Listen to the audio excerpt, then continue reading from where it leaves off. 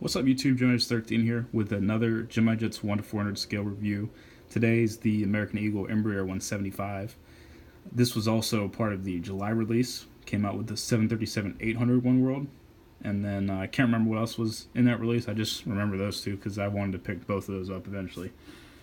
Anyhow, this is the next gen variation of the Embraer 175. So the winglets are more raked. They kind of come back a little more than the other ones. I do not have the other American Eagle Embraer 175 with me to show you that, but I don't think I even have an E190 up here. Anyhow, I'll go a little quicker through the box just because this is not as cool as the Valaris or the Icelandair stuff, but this is your American Eagle Gemini Jets 1 to 400, registration N416YX. And we'll kind of, oh my goodness, let's pop up. All right, cool. If you want to read the information there, just go ahead and pause the video. It should be focused by now. And there's where the plane sits. And then here's the side. Boom. Boom. Boom. Alrighty, boys, let's go. So, this plane is definitely for my Charlotte airport. We don't get a ton of these. I think we get about 25 Embraer 175 flights a day.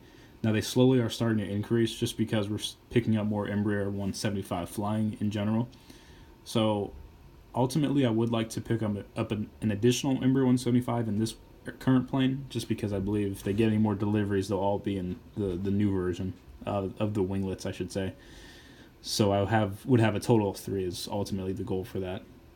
That would be proportion-wise to Charlotte. That would be spot on in terms of how many I should need for that. But primarily, this is operated by Republic, and Envoy does operate. Actually, Envoy operates a ton of them out of Dallas, I believe. But Republic's the one that operates for us, and Philadelphia gets a ton of these. That's Philadelphia and DC are the ones that get most of the Embraer 175s. We get a good amount, but they get a lot.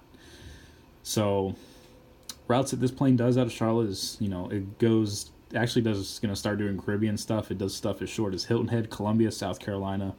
I've even seen him do Burlington, Vermont. I think they've done that. So they go all over the place from Charlotte. One of the cooler cities besides the Caribbean is they do Key West, and then they do Hyannis, and then I'm trying to think. I think we have Nantucket. I can't. They've added so many routes out of there. I start to lose track of like the Saturday only service stuff. But anyhow, they do a bunch of good stuff out of there. So just looking at the plane itself, let me move some models so I can get the camera down a little lower. Boom. Alrighty.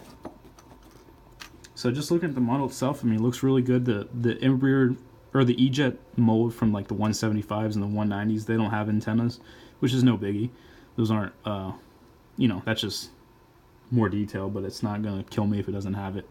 Because the old days, antennas were never a thing, so I'm totally okay with that. But the fuselage looks good. The little small fine print down there,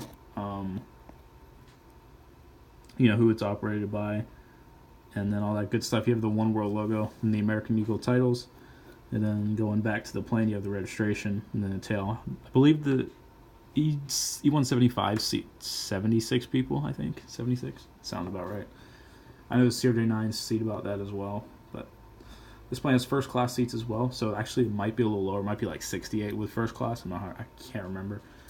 But we'll go to the back here. There we go. Perfect. So looking at the landing gears and the engines now, the engines look really good proportion-wise to the Embraer itself, the model airplane itself for the 1 to 400 scale. That's definitely a plus.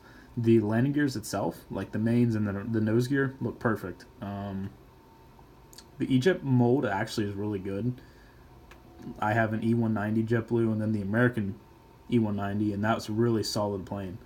Has plenty of little extra details in the undercarriage side that you can pick up, like where the landing lights are positioned, the strobe light, the beacon, and then just a bunch of other little stuff that I'm probably not even sure of. So, and there's the nose gear. You can see the nose here. Let me do this. Oh, cool.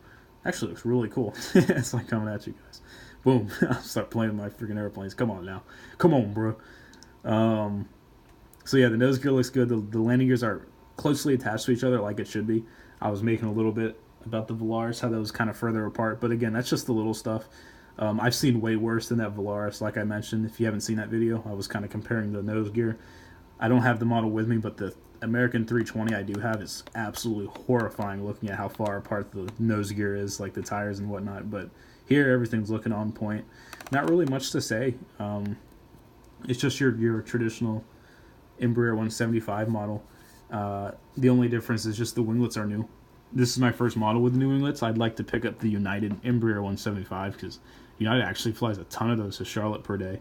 They fly like, I think United has about 25 flights out of Charlotte a day, and I'm willing to bet you that like 18 of them are on Embraer 175s. I mean, they fly in from Denver, Dulles, Newark, Houston, Chicago. Literally every hub that they serve from Charlotte, they will fly the Embraer 175.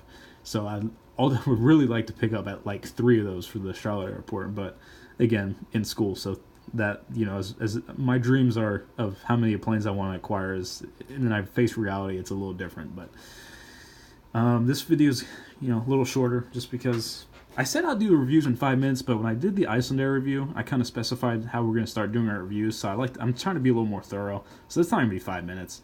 Just, that was more so quick paced, you know.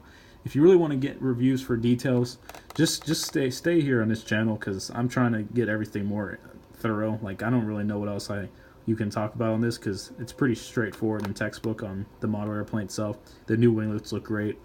The rest of the mold was fine. It was never a problem before, so I don't have to complain or nitpick that. The engines are good, landing gear is good, fuselage is good, print is good, livery looks great, and yeah, that's pretty much a formula for a good model. So again, I'm gonna bring back our rating rubric, and we have, if you're looking above, we have high quality, yes, super or superior quality, I'll give them that as well, realistic metal landing gear, absolutely, and detailed printed graphics, yes, and as real as it gets, features, yes. I've seen the plane in real life. It looks just like this, but scaled down to the 1 to 400 scale.